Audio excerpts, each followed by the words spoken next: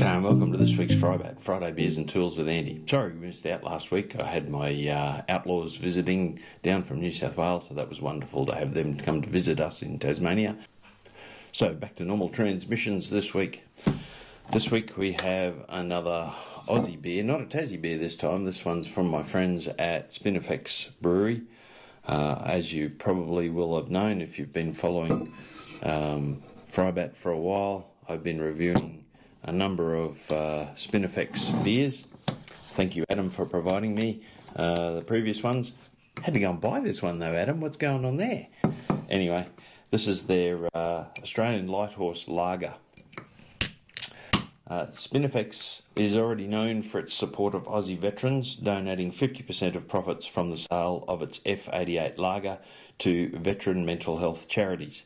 As a certified veteran-owned company, Spinifex is proud to expand its military range with the release of its 2.95% ABV Australian Light Horse Lager. It is dedicated to the iconic 10th Light Horse Regiment being re-raised to a full regiment status. Spinifex Brewing Company launches a permanent edition low-alcohol beer. The tasting notes for the Australian Light Horse Lager is, it is a beautiful light lager full of flavour. This beer has a pleasant bitterness and loads of body for a sub 3% ABV beer.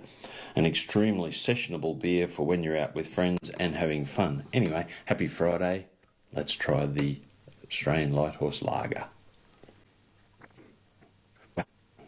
That is really nice. It actually has some similarities to F88 lager, their other full strength, but that is a really nice full flavoured light beer.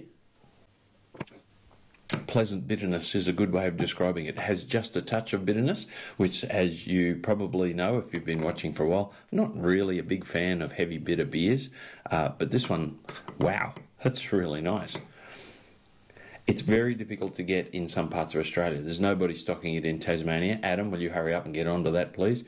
You can buy it from Amazon, and I'll put some links down in the description below of how you buy some of the Spinifex beers.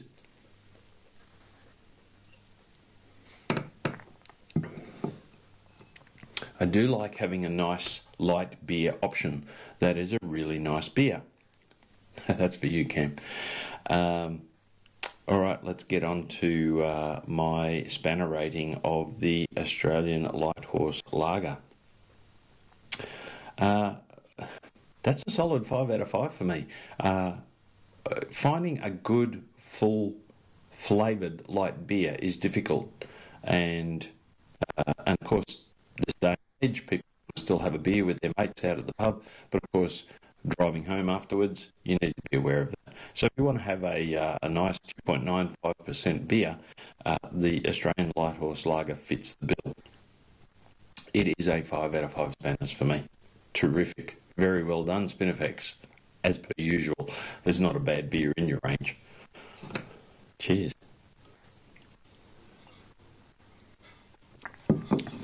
All right, we're going to cross to On Location this morning. I'll do a bit of voiceover as well and talk about the tool of the week. But before that, I just wanted to show you my new merch shirt. I think you can work out what goes on here, what makes me happy. And on the back, I'll put a picture of the back, just my logo. I'll put the picture up here. And yeah, so these are available. If you'd like to order one, I can get them in any size up to 2XL, I think. So please toss me a comment in the comments or send me an email on the GRAYZBILDZ, all lowercase, at gmail.com. Rightio, on to this week's tool. As I mentioned, we're going to go on location in a minute to show you its operation. You might also notice, I don't know whether you will notice, but if you do notice, that's a good thing. I have a new sound audio system. I have, GRAYZBILDZ has gone out and splurged and bought me a Rode Wireless 2 microphone system. I do need to get a lavalier mic, which I prefer, but this one's just sitting in front of me. So give me some feedback on what you think of the new sound, whether or not it's better quality than the old cheapy Chinese one. All right, tool of the week is a Michigan Raptor 900 wood chipper shredder mulcher, and this unit is available from an online dealer called edisons.com.au. Edisons seem to be a Chinese tool importer, reseller in Australia, and the Michigan brand apparently is a USA brand. This is made in China though. I love the way they splash Michigan USA across the logo, and yet it is made in China. Funnily enough, it's actually pretty good. This genuine Michigan Raptor series, I love the way, again, making it sound like it's genuine Michigan from America, but made in China. It has an innovative upright design, which I can attest is very good for taller blokes like myself. You're not bending over to feed it. Has seriously powerful 8 horsepower, 208cc engine. Direct drive design for maximum efficiency. So a lot of chipper shredders have a belt, which apparently causes issues. This is my first chipper shredder I've ever owned. So having direct drive was one of the things that actually attracted me to this unit. It's made out of heavy gauge steel. It has 12-inch all-terrain pneumatic wheels and tyres. Has convenient dual foot brake system, which is also very good, and has an oversized 6.8-inch side chute for chipping branches. Now that's a little bit misleading. Yes, the opening is 6.8 inch, but it can only chip up to 3-inch diameter branches, so that's a little bit misleading. It is a large opening chute though, which I guess is good if you've got side branches going in, etc. But there is a problem, and I'll talk more about that when I show the footage. Has a self-feeding design with drop-in bowl for bushy foliage. It does not chip leaves very well. However, if the leaves are still attached to a branch, it will make really good mincemeat of that. This is a very heavy unit. Came in a big cardboard box, which I'll put a picture of up here, and it weighed 82 kilos, I think, so I had to help the delivery driver actually unload it from his truck. So it's a very heavy, well-made item, appearing to be well-made item. The 8 horsepower motor is, of course, a Chinese Briggs & Stratton type knockoff, and it comes without oil, so you need to make sure you add oil to it. The top chute is 180 millimeters wide, and so that allows for pretty big branches, although the top chute only allows for 12 millimeter, so pretty much the size of your little finger or maybe your next finger along, depending on how big your hands are, size branches into it. They do include a bonus goggles, earmuffs and mulching bag or collection bag. Throw away the goggles and earmuffs. They are rubbish. They do not meet any Australian standard. The earmuffs, I wouldn't even put them on my dog to try and protect his hearing. They are rubbish. Throw them away. They're not worth. I don't know why they include them. It makes sense to include them with the unit, but hey, Edison's, why don't you put in Australian standard, reasonable quality earmuffs and protective equipment in there?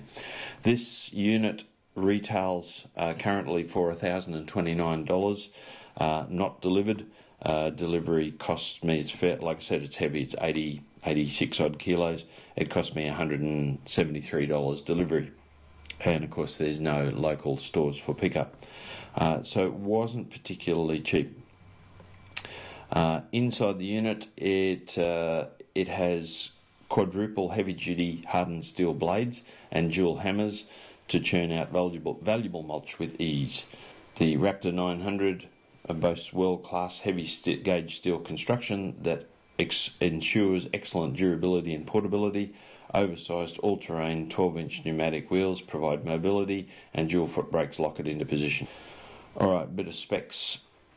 It has a 3.6 litre fuel tank, and I chipped for a couple of hours, did not use a full tank, and it will take engine oil 10W30, 10W40, 15W30 or 15W40 non-synthetic oil, and you need to buy that because it's not included with the purchase. Rightio. Let's go on location and see it on operation. Okay, so this is the Michigan USA Raptor 900.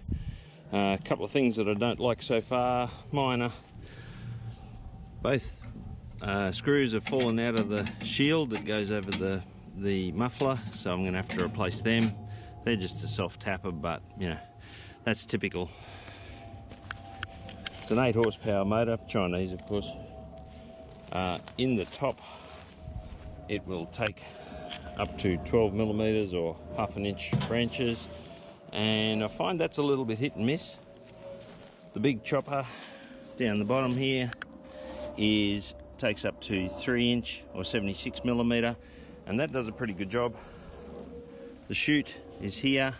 It's got this little shield that stops it from blowing out, but it still blows out a long way, as you'll see in a minute as we're demoing it. These are dangerous machines, there is no doubt about it. Eye protection must, hearing protection's a must, and obviously no hands anywhere further than the top here, and definitely no hands in here. Anyway, let's show you how it works. To start, it's pretty easy. It's got an on-off switch down here. I've already choked it, it's already started.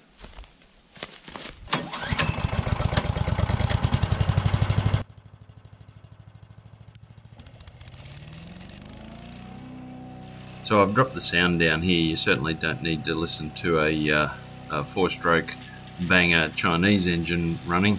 Starting off showing the shredding of branches, relatively small, thin branches into the top hopper. You do have to be careful with a larger branch here. You'll see when it actually gets into the branch how quickly it goes. If you're hanging onto it, it will drag you towards it very quickly. So you need to be very careful loading into the top branches, etc. You see here a little bit large, that piece for the top hopper, so I usually reduce it down in size and with the side chipper and then into the top hopper. The top hopper is really only designed for 19 mil or half an inch, and the side chipper is for up to 3-inch branches.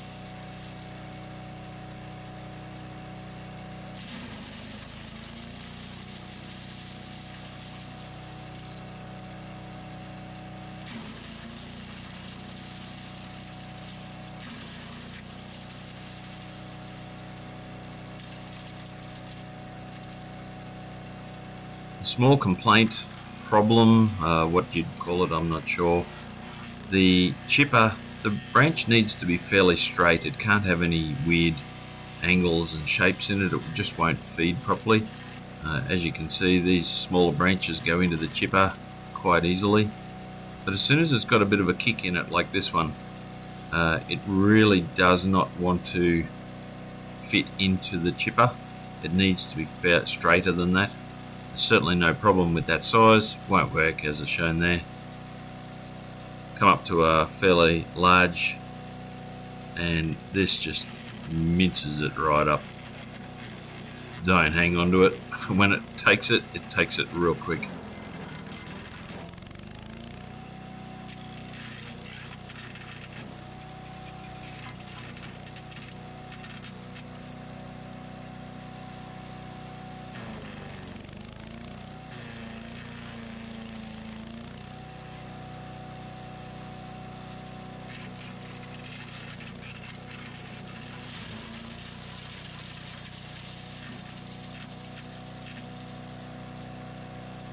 Pushing the limits of it here. This is a pretty big diameter tree, and just about stalls out on this one. We'll give it a go, and you can see, yep, she's not happy with that. It is pretty hard wood, that, but if you can feed it in a little bit more slowly, you'll see that it actually will do this reasonably well. Once it gets to a certain point, it just takes the lot. The problem I'm encountering here is there's a juncture of branches, I'll show you in a second, and that's larger than the 3-inch diameter that goes in, so breaking off a couple of the smaller branches around the outside of it and making it a little bit straighter, and away she goes, no problem.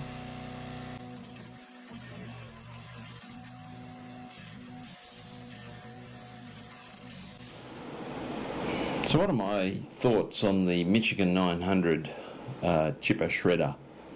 It's not a cheap tool. The only reason why I bought it was I'm on acreage here with a lot of gum trees that drop pretty big branches, and I had a massive pile of trees that needed to be shredded that I didn't want to burn, and I also needed to chip the batter, which is behind my shed, with some new native plants. It's not a cheap tool. There are much cheaper ones around there, but nowhere near as capable or strong as doing the size of branches that is capable of doing. I think value for money, it's probably really only a 2.5 out of 5 beers. For functionality, apart from a couple of small things like the missing or the screws that fell out of the muffler heat shield, that's typical of Chinese stuff, really. That and the handle that you pull it around, for me, is very short. It's quite an ungainly, not a very ergonomic handle for pulling the unit around. It is very heavy, as I said. It seems to be well made, and I think it will last quite well, especially if it's not left out in the weather. For functionality, I think it's up there. I think it's probably a 4.5 out of 5 beers for functionality. It did some amazing chipping work, and I was impressed with the size of some of the stuff that it did. As I mentioned, I probably had a 10 metre diameter, 2 metre high pile of stuff, and it went through that in a few hours. The angle of the side chipper for the larger branches, as I mentioned, the branches need to be fairly straight for that to be usable, but that's not a major issue. It's kind of good in a way because it prevents you from putting too big of branches in there. But that's not a major issue for it. So overall, I'm pretty impressed with the Michigan 900. It is a Chinese tool. I wouldn't expect it to last if you were using it daily in a commercial type arrangement or even a semi, hobbyist arrangement. But certainly for what I want to use it for around our 1 hectare, 2.2 acre property, it's going to do quite well and has already done quite well on the pile of rubbish that I had to chip. So anyway, that wraps up for today's FriBaT. Hope you enjoyed that. A little bit of on-location filming. Thanks to my wife for doing that. She did a very good job. And we'll see you next week on next week's FriBaT. Cheers.